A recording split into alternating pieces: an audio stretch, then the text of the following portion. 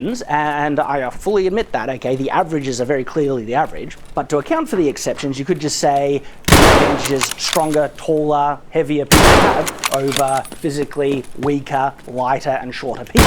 From my own study, I have found disadvantages in either strength, height, and weight, especially if it's all strength, height, and weight, and you have a disadvantage in all those categories, are much more difficult to overcome through skill than it is when you're using a weapon. There are cases you can find where weaker, shorter, lighter women actually get a submission hold in Brazilian Jiu-Jitsu against stronger, taller, heavier men, and they win that, round, okay? So, there are always ways to overcome those disadvantages.